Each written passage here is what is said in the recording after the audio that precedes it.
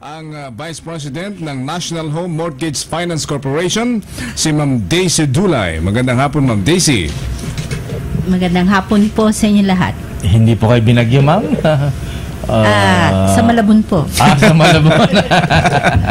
At siyempre, kasama din po natin ang Assistant Vice President, Head ng Investment Banking Development ng Land Bank, si Mr. James Aldana. Mr. James, magandang hapon po sa inyo, sir. Magandang hapon po.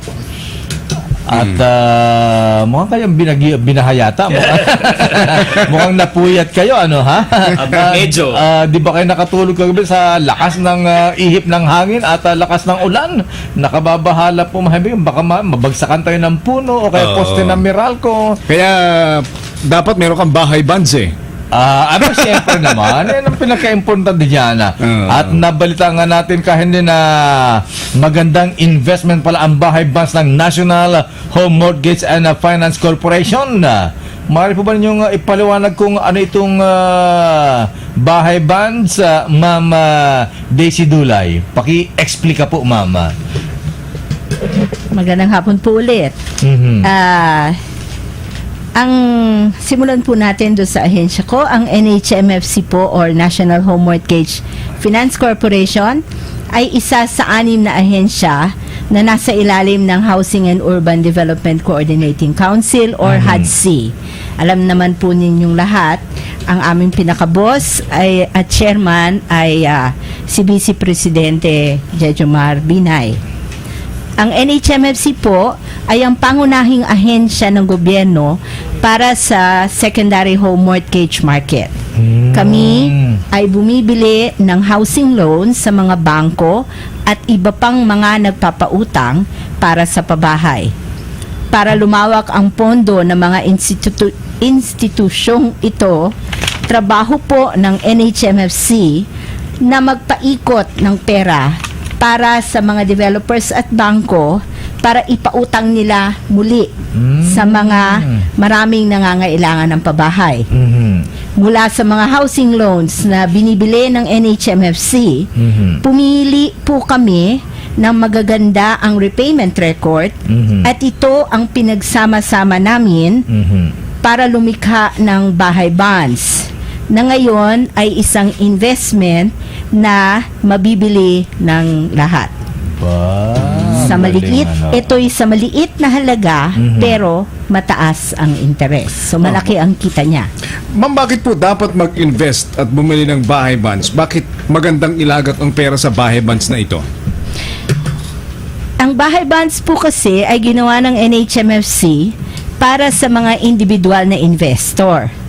Kung kayo ay may naipon na pera, ang bahay bonds ay dinisenyo para sa isang instrumento na nagbibigay ng ligtas, abot kaya at mataas na kita para lumago lalo yung pera ng individual na investor. Mas mataas ang interest nito kumpara sa iba pang mga investment tulad ng time deposit o SDA. Sinisigurado po namin na mas malaki ang kanyang kikitain sapagkat mas malaki at sigurado ang koleksyon galing sa mga housing loan na pinanggagalingan ng interest at principal na pambayad sa mga bahay bonds. Ma'am Daisy, di ba pwede yung kung kursunada ko di ba pwede yung penthouse ng Bellagio, gano'n, pang high-end na po ba yun? Dapat pang mass housing po ba, ma'am? Yung binibili po namin na mga housing loans, wala naman pong minimum o maximum. So, pwedeng low-end or low cost, pwede naman pong high-end. Ang pinag-uusapan naman po natin dito is yung bonds, yung bahay bonds. Pero yung underlying niya, pwedeng mataas o mababa. Kasi importante dito yung payment, yung collection galing doon sa katulad kung gusto nyong bumili ng Bellagio, pwede po yun. Basta magbayad kayo. Kasi halimbawa, tumama kami sa loto ni Henry. Ayan, marami kaming limpak-limpak na salapi. Gusto rin namin magkaroon ng tumira sa isang penthouse. Pwede pala yun, basta marami kang bibilhin bonds. basta ho nagbabayad kayo regular. Ayun. Yun lang. Nakita mo na kaya. Yun lang ang kondisyon doon. Dapat good payer ka. Ba, Siyempre. siyempre naman. At para naman masigurong ligtas ang investment, ma'am, ito ay merong garantiya kaninyo, yung Home Guarantee Corporation na kabilang din sa HUDCC. Ang garantiya ba ito ng HGC ay may lubos na garantiya ng gobyerno, ng Opo. pamahalaan? Opo, ito po ay may lubos na garantiya Aha. o sovereign guarantee ng ating gobyerno. Oh, narinig ko yung sovereign na guarantee. Pagka sovereign guarantee pala yan, ma'am, malugi o kumita, yan ay garantisadong babayaran ng gobyerno. Opo, gayon nga po yun. Yung Ma'am, sino ang pwedeng bumili ng bahay bonds na ito? Siguro si Ma'am Cecil na. At magkano ba ang pwedeng o kailan pwedeng bumili? Oh, magkano ang mga bahay bonds? Di tulad ho ng karaniwang investment opportunities dito ho sa bahay bonds, mababa lang ho ang kailangan na initial investment, no. Ang nabibili ho ang bahay bonds ng 5,000 lamang at pwedeng dagdagan ng tig 5,000. Kaya nasasabi ho namin na very affordable ito at magandang investment opportunity para sa mga ordinaryong kababayan natin. Yung pong 5,000, ma'am Cecil, yan ba ay down payment po yan? O kailangan yan ba ang monthly babayaran? Pagka ito ay mga bonds pala ito, no? Paano mo kung iano mo na ito sa housing? Paano mo i-convert yun? Hindi ho ito i-convert sa housing. Ang bonds ho, yung instrument ho yun, na ang underlying assets ho ay yung mga mortgages ng mga bahay. Na yung sinasabi ni Miss Dulay kanina, na good payers naman ho yun. At ito ho, yung isang bond ho is 5,000 pesos. So kailangan bumili ka ng maraming bonds para ikaw ay pwede mong explanation kanina, ma'am Adulay, ma'am Daisy. Sir, ang pinakatrabaho ng NHMFC, sabi ko kanina, kami po yung secondary mortgage institution ng gobyerno. Ang trabaho po noon is bumibili kami ng housing loan receivables. So ito yung mga housing loans nyo na dapat maganda yung repayment record. Gagawin po namin is ipupool namin siya. Tapos Natawag doon asset pool. Okay? From the pool na magagandang housing loan receivables, magki-create po kami na isang investment instrument. Sa NHMFC po, ang tawag namin bahay bonds. So, normally po, di ba, ang housing loans mga 25-30 years kung pay. gobyerno kung sa gobyerno kayo uutang, halimbawa sa Pag-ibig. Dito Okay. sa sistemang ito, Opo. Ang gagawin po sa sistema pong ito, ang mangyayari is instead of waiting na maghintay ng 25 years, ibebenta namin, i-convert namin siya into a papel, di ba? Yung investment, a security paper. At ibebenta namin to either sa kapwa nating Pilipino o sa tinatawag na institutional investors. So, yung instead na maghintay ng 25 years, makukuha namin agad. So, marirecycle nyo yung pondo at bibili ulit kami ng housing loans. So, instead of waiting na 25 years, makukuha Pwede nyo mas agad. maikli. Mas maikli siya. So, it's a recycling of funds. Pinaikot namin yung pondo ng mas mabilis. so, parang mas bibilis pa ito, parang ala James Bond, Mr. James, sir, ha? Dadagdag ko lang siguro na kaya may yung housing loans na yon, nagkaroon kami ng bond kasi yung papang bayad na interest doon sa mga bondholders, yung mga bumili ng bonds katulad nyo, kunyari bumili kayo, ang panggagalingan nun yung mga nagbabayad na housing loan na borrowers. Kaya doon manggagaling paano yung pangbayad namin ng interest para doon sa mga bondholders. Kaya importante na yung mga housing loans na yon maganda yung repayment record kasi doon Magkano po manggagaling. Magkano ang interest? Ang bahay interest po ng bond na ibinibenta na namin ngayon sa lahat ng Land Bank branch ay 4.8% para sa Per annum. tenor na 5 years yung bond. Ang ibig sabihin nun, bale bawat quarter o bawat 3 buwan makakatanggap ka ng 4.8 interest neto, kasi isa pang benepisyo nitong bond na to, exempted siya sa 20% withholding tax, kaya neto na yon makukuha mo. Galing Kaya naman. ang equivalent nun kung parang may withholding tax siya 6%. Aha. Pero dahil makukuha mo na kaagad siya, so parang nakakuha ka ng 6%, binawasan mo ng 20%. O para sa madaling computation, kung meron kang investment na 5,000, kasi yun yung minimum, makakakuha ka ng 240 pesos per quarter. So medyo malaki siya kumpara mga sa ibang investment sa ganung halaga. Mr. James Banda Aldana, magbigay nga po kayo ng concrete example para mas lalo nga maintindihan natin kung paano yung computation para sa 10,000 investment halimbawa. Okay. So kung meron kang 10,000 investment at 4.8 interest ang makukuha mo neto, bale, bawat quarter, bawat 3 buwan, makakakuha ka ng 480 pesos. Ay, sorry. Ito yung annual pala. Annually, Annual. 480. So, quarterly, meron kang 120. At yun, i-credit lang namin dun sa ATM account mo sa Land Bank. Ba, galing-galing. At balita po namin na Mama Daisy, meron daw kayong raffle doon ng pabahay para sa bahay bond investors. Ano pa itong paraffle na ito, ma'am? Paano ang sistema nito? Dahil po unang beses na mag-o-offer ang NHMFC, actually this is the first na retail housing bond sa Pilipinas. Okay? Under the securitization law.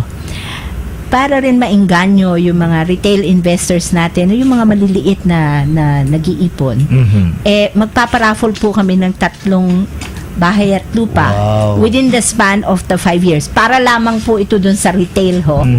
Kasi hindi kasama yung institutional. So yung mga individual pong katulad nyo na bibili ng bonds, May chansang manalo. may tsansa pong manalo. So 30 beses kami magpaparaffle. Isa po on the first year ngayong taon at the end on December, kasi po 35th anniversary ng NHMFC. Wow. So as a come on, we will hold it on December 21, our anniversary, the first raffle date. The second will be midterm, so on the 2.5 years, so 2014, at yung panghuli po is 2017. So since August 17 mag-end, July 17 siguro doon kami magpaparaffle. Basta yung end on the 5th year. So parang itong first, midterm, saka yung last year. Ito po bahay at lupa, mga worth 400 to 450 approximate. Papaayos na po namin siya, livable siya. Babayaran ko na rin yung back taxes, bayad na rin si winner's tax. So po, titira niya na lang. Gaano kalaki ang Akala bahay ko, ma'am, akala ko sa Forbes Park. Kaya na Dasmariñas sa village. Kung meron ba po kaming ganun. Mga retail po yung mga accounts namin, so wala po kaming ganun. So anong more or less sa mga ito sa mga subdivision, ma'am? Di po, nasa Dasmariñas, Cavite po Dasmariñas, siya. Cavite. Isang maganda special yan. project po namin. Malapit po siya sa Lasal, yung Emilio Aguinaldo. Maganda. Napakunlad na ba? City na ngayon ang City na. Dasmariñas, Henry. Si ma'am, si ma'am Cecily, mama, ano po yung paano at saan nakabili po ng bahay bonds? Yung bahay banso, pwedeng mabili sa alinman sa mga branches ng Land Bank. Meron ho kaming mahigit na 300 branches all over the country. Ang kailangan lang po gawin ay magbukas yung gustong bumili ng ATM account niya sa Land Bank. Kasi doon ika-credit ang interest at principal. Ganun pala yun. So akala ko kahit sinong talpulano naadan sa land bank gusto kong bumili ng bahay band o kaya housing band na ganito. So kailangan mag-ano ka muna. Mag-open ka na. Mag-open ka muna. Pero Sir James, mura lang naman Tsaka sino mo pwedeng tawagan dyan para Bibigay ko po yung telephone numbers para sa mga interesado o may tanong pa pagkatapos ng programang ito. No? Ang numbers po na pwede nilang tawagan 407-7266 hanggang 407-7270 o 405-7421. Hanapin niyo po si Aba o si Ning. Marami pa tayo tatanong mga habingan dito sa ating mga bisita, si Ma'am Daisy Dulay, si Ma'am Cecil at si Mr. James Bond. Abay, gusto natin malaman din kanina dahil alam mo naman crisis ngayon, paano kung halimbawa nakabili ka ng bahay bonds, pagkatapos kailangan mo na ng pera, pwede bang i-terminate ka agad yun? Pwede bang i-preterminate para makamukha agad yung pondo? At sino-sino ang mga pwedeng bumili ng bahay bonds? Ano po ang qualification? Ano po ang mga requirements? Yan po ay sasagutin natin mga bisita makalipas po ang ilang paalala. Balikan po natin mga habin si Ma'am Daisy, si Ma'am Cecil at si Mr. James. Unang tanong natin, Ma'am Daisy, kahit sino-sino po ba ang pwedeng makabili ng bahay bonds? Kahit sino pong individual na investor ay pwedeng bumili ng bahay bonds. Ito ay nilaan talaga ng NHMFC para sa ordinaryong Pilipino na naghahanap ng ligtas, abot kaya at may mataas na kitang mapaglalagyan ng kanyang inipon. Ang mga kooperatiba ay pwede ring bumili ng bahay bonds. Kailan ba ma'am employed o pwede ba yung self-employed? Halimbawa, magtra-tricycle ako o kaya jeepney driver ako o kaya may tindera ako sa palengke. Kooperatiba. O kooperatiba na kumikita ng 10,000 araw-araw. Pwede po ba yung ma'am, yung mga individual lang, mga self-employed? Pwede po, sir. Sabi ko nga, basta may 5,000, pwede siyang bumili. Kahit sino ka pa man, maging sino ka man, nasaan ka man, pambili ka, basta mag-open ka lang mag-open ka ng account sa land bank. Pero Ma'am Cecil, kailan po yung petsang pwede nating ma-avail itong bahay bonds? Ang pagbebenta po ng bahay bonds is hanggang sa August 7 po lamang. At dahil mataas po ang interest nitong bonds na ito, malamang na mabilis ho maubos ito ng mga primary investors. At saka ito hong mga nakabili na nauna, malamang ho hindi na nila ito ibebenta pa. So, hahawakan nila ang mga bonds na ito hanggang mag-mature. So, hinihikayat ho lahat namin yung mga may balak bumili na bumili na within that period hanggang August 7 ho. Paano ang pagkatapos ng August 7? Pwede pa bang bumili ng bahay bonds o magpadagdag ng bonds? Halimbawa? Sa ngayon ho, wala pa kaming utos from NHMFC to do a second tranche. Pero pwede ho silang bumili sa secondary market kung may magbebenta na nakabili na nung una. Pero sinasabi ko nga ho, mataas ho ang interest rate ngayon nito mga bonds na ito. Kaya malamang na kung meron man, kukonti yung magbebenta sa secondary So, market. kung ba ang cut-off period, August 7, 2012? Opo. Tapos na. Paano ma'am kung kakailangan ko eto na yung tanong ko kanina, paano kung kakailangan ko ang pera bago matapos ang termino ng bonds? Pwede bang i-pre-terminate yan ang investment sa buy bonds o makuha ang pondo para bago matapos ang term nito, Ma'am Daisy? Ako na lang sasagot. Si Mr. James Bond ba ang Oo, kasi sasagot? sa land bank ang bahala sa pagbebenta. Land bank, okay. May bebenta to sa ikalawang merkado, tinatawag na secondary market. Pero base na to sa umiiral na interest rate sa panahon na yun, ibebenta mo. Kasi nagbabago-bago yung interest rate, di ba? Tapos, kung kailangan nyo din ng pera, hindi mo kailangang ibenta, pwede mo din to gawing collateral, tapos papautangin ka ng land bank up to 80% ng value nung bond mo. Pwedeng gawing collateral Oo, yun? para hindi mo kailangan benta kasi inisip namin yun kasi kung para hindi mo ibebenta, para qualified ka pa din dun sa raffle. Kasi nasa pangalan mo pa rin. Paano ibebenta po ito? Ibebenta, madali lang. Ang gagawin mo kung saan ka bumiling branch ng land bank, pupunta ka doon, tapos sasabihin mo, gusto kong ibenta ito, tapos yung branch namin tatawag sa head office, tapos tatanungin kung ano yung parang market rate niya ngayon, tapos babanggitin din yun doon sa gustong magbenta. Tapos kung payag siya sa ganitong presyo, mabebenta na yun. Halimbawa, nabili ko, sample lang, 100. Pwede ba ibenta ng 200 yan? Doble ka agad, Baka hindi doble, pwedeng tumaas ng konti, pero at pwede ring bumaba, depende nga sa pero kung nyari hindi mo naman ibebenta sa loob ng 5 taon, hindi magbabago yung presyo. Talagang kunyari ang investment mo 100,000, sa dulo 100,000 din makukuha mo. Alam mo nyo talaga mga Ilocano pag nagbenta talagang maganda ho ang patubuan talaga ng mga Ilocano kaya presyo hindi nagbebenta ba? So, napakainam pala ito. So, kailan po ito ilolons, Mama Daisy, ulit? At saan nyo ilolons ito? Sa land bank ba? Sa Sofitel? Sa Manila Hotel? Actually, nagsimula na po yung roadshow namin noong July 25. Saan po? Sa Davao po. Una po, baliktad. Dulo, Davao kami noong July 25. Mindanao, Cebu ng July 27. Itong last Biyernes. Bukas po, Manila. Sa Land Bank main office sa Ermita. Ba't dinidiscriminate yata kayong mga Ilocano? Kailan naman kayo pupunta Wala sa norte, ano? Ilocos, Slovakia, Ma'am Daisy? Baka hula kasi ng panahon dahil August 7 na. Ganun ba? Metro Manila, yun Yun na ang Luzon. Ganun ba yun? tsaka lakay alam nila nagtitipid ang mga Ilocano. De, alam kasi nila mga Ilocano ka, Henry, maraming kamag-anak sa Hawaii, mga OFW, kaya sila nagpapatin ng mansyon sa gitna ng bukid. Anyway, ma'am. Baliktad ang isip. Bumili kayo, ang perfect number is like 100,000.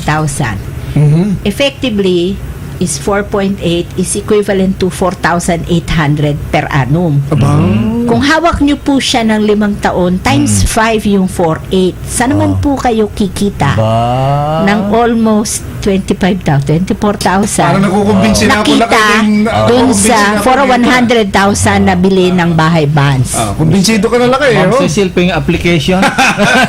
Papadala ho namin. Papadala namin ho sa DZRH. Kahit ilan ang bonds ang pwedeng bilhin? Walang limit ito? Wala po kaming sinet na maximum. Kaya lang po, kung tinatawag na oversubscribe, kung alam mo marami hong gustong bumili, talaga naman hong gusto namin retail. Talagang para sa individual.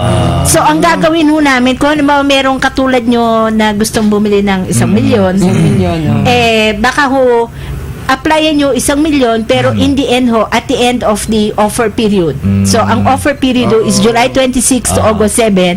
Pero yung closing po namin is August 17. So, priority yung priority po individual. So, ibig sabihin So, baka mabawasan po yung gusto nyong bilhin. So, isa lang ibig sabihin ni Mama Daisy ka, Henry, huwag mo lang swapangin. Oo. I-share sa lahat. Anyway, Mama Daisy, maraming salamat po bago tayo magwakas. Hindi, pero marami na hubang based on record ng Land Bank, marami na. Talaga. Wow. Maganda investment sa mga OFW, ang galing naman. Anyway, sige Mama Daisy, baka nice yung hikayatin ating mga kabayan para bumili ng bahay bonds. Nasa inyo po ang pagkakataon, ma'am? Para ho sa lahat ng mga kapwa kong nag-iipon ng pera. Maganda pong investment ang bahay bonds. hinihikayat ko po silang lahat at ini-expect ko na makita silang pumipila sa land bank. Wow. Yan inaano ko sa land bank para po itaguyod natin si Bahay Bands, yung pong tanong nyo kanina, kung maganda po yung resepsyon ng ating mga kapwa Pilipino. Baka humainganyo ang NHMFC na every year, pwede kami mag-issue ng a portion para sa retail, para sa mga individual na katulad natin. At saka huwag silang kakabandel, ito ang investment na walang lugi, hindi po ba ma'am? Wala po siyang lugi. Yes, Dahil may sir. sovereign guarantee. Di ba, Ma'am Cecil? Ma'am Cecil, may babatiin po kayo? Si Sir James siguro, baka may contact number ulit pwede i-announce, sir. Para sa mga gusto Baka na. pwede po kayo maging textmate at magpasaload na rin Mr. James Aldana, sir. Babanggitin ko lang ulit yung phone number siguro na pwede nilang tawagan. So 407-7266 hanggang 407-7270 o kaya 405-7421. Sasagutin kayo ni Aba o ni Miss Ning. Ayun. Yung cellphone number nyo, sir. Kala ko secret cellphone ba? number ni Aba. Yung kay Aba, binigay na namin dati. Ma'am Cecil. Takot magkaroon si Mr. James ng maraming textmate.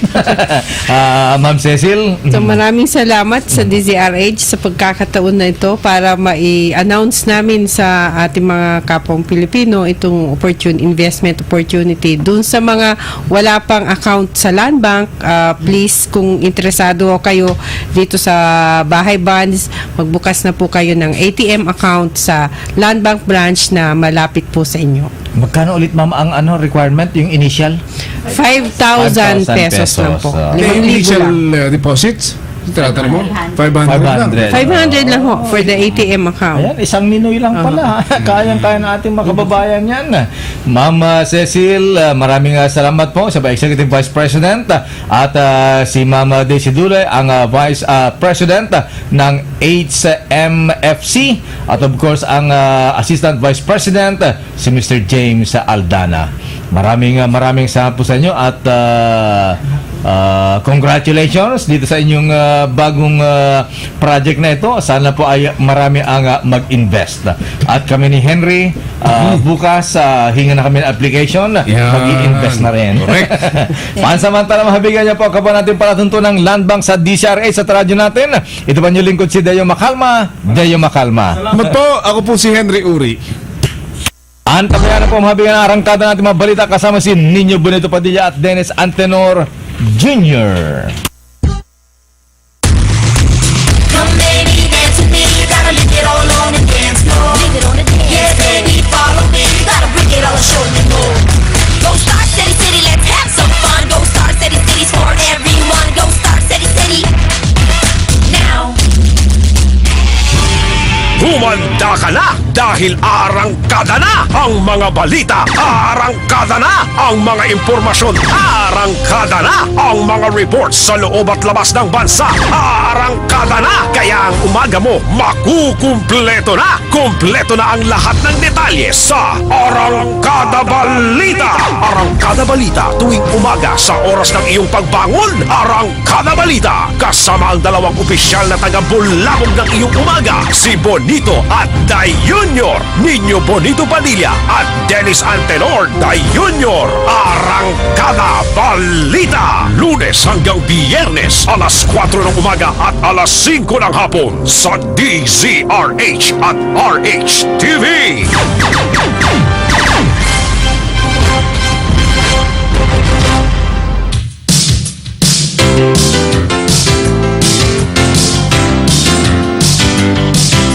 Ito pa rin ang FYI for your information at kasama pa rin natin si Doc Vasquez.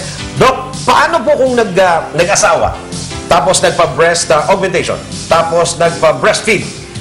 Hindi po ba ito makaka-apekto dun sa baby na kumukuha ng kanyang pagkain mula sa breast ng nanay? No, it will not affect the milk nor the baby. Okay. Kasi yung implant is placed